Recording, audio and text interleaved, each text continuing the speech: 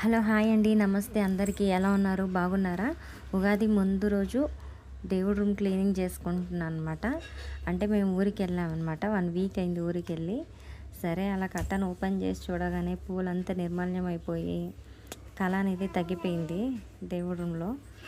సరే మొత్తం క్లీన్ చేసి అంతా యథావిధంగా పూజకు అంతా రెడీ చేసుకుందాం అన్నమాట.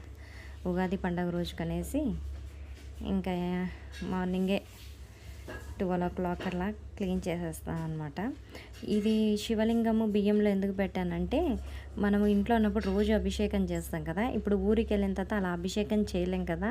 అలా చేయనప్పుడు శివలింగానికి మనం చేయకపోతే దోషం వస్తుందన్నమాట. అందుకోసం మనం ఊరికి వెళ్ళేటప్పుడు శివుణ్ణి అట్లా కాస్త బియ్యంలో పోసి పెట్టేసి వెళ్ళొచ్చు. అలా వెళ్తే ఏంటంటే స్వామికి బియ్యంతో అభిషేకం అయినట్టు అనమాట. అభిషేకంలోనే ఉన్నట్టు స్వామివారు. అందుకోసం అట్లా చేసుకోవచ్చు. మళ్ళీ ఆ బియ్యాన్ని నెక్స్ట్ రోజు మన ఊరు నుంచి వచ్చినాక తీసి తీపన్నం చేసి స్వామివారికి పెట్టచ్చు అనమాట. లేదా మామూలు వైట్ రైస్ అయినా చేసుకొని తినచ్చు. ఒక్క నాన్ వెజ్కి వాడకూడదు అనమాట. ఇక్కడ నేను ఫోటోలన్నీ నీట్గా క్లీన్ చేసి పెడితే మళ్ళీ మా పాప వచ్చి ఒక ఫోటో తీసి నేను తుడుస్తానని చెప్పి తను తుడుస్తుందనమాట. సరే ఇక్కడ నేను ఇంకంతా క్లీన్ చేసేసాను. అమ్మ ఫొటోస్ అన్నీ క్లీన్ చేసేసి ఆవు ఫొటోస్ కానీ ఎప్పుడు కానీ తుడిచేటప్పుడు కొంచెం గోమూత్రం వేసుకొని తుడిస్తే ఎలాంటి ఫోటోలకైనా సరే కొంచెం కళ అనేది బాగా వస్తుందన్నమాట. కళ తగ్గి ఉంటాయి కదా కొన్ని ఫొటోస్కి. మనం గోమూత్రం వేయడం వల్ల ఫొటోస్ అనేది చాలా కాంతివంతంగా ఉంటుంది. ఇక్కడ గోడలతో సహా అన్ని గోమూత్రం వేసి నీట్గా తుడిచేసాను. కొంచెం గోమూత్రము, కొంచెం కర్పూరము అన్నీ వేసి ఇట్లా గోడలతో సహా అన్నీ దేవుడిని క్లీన్ చేసి మొత్తం క్లీన్ చేసేస్తాను అనమాట. పైన గోడలతో కింద గోడలతో అంతా నీట్గా తుడిచేసి అమ్మవారి ప్లేస్లలో కూడా నీట్గా తుడిచేసి యథావిధంగా అలంకరణ చేసి ముందు రోజే రెడీ పెట్టేసుకున్నాను.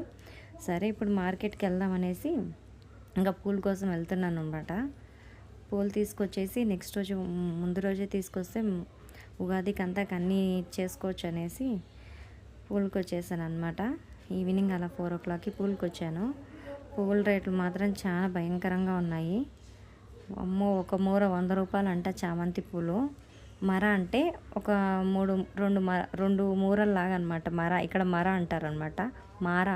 మార అంటే ఒక చెయ్యి ఇట్లా పెద్దగా తీసి ఇస్తారు మనకి. అది 100 రూపాయలు అంట. సరే ఇంకా తప్పదు కదా, పూజ కంటే తీసుకోవాల్సిందే అనేసి ఒక బంతి పూలు తీసుకున్న గడపకి. మళ్ళీ చామంతి పూలు అమ్మవారికి. ఇక్కడ మల్లెపూలు వచ్చేసి 100 గ్రాములు 120 రూపాయలు అని చెప్పారు. సరే ఇంకెట్లో ఒకట్లా తీసుకోవాలని చెప్పేసి ఒక 100 రూపాయలు తీసుకొని వచ్చేసినాను. 120 అయింది, 100 రూపాయలు చేసుకునింది. యథావిధంగా అన్నీ తీసుకొని వస్తే ఎక్కడ చూడు పూలు పండ్లు ఫుల్ ఫ్రెష్గా ఉన్నాయి. అన్ని పండ్లు అన్నీ కూడా. కానీ జనాలు కూడా అలాగే ఉన్నారు.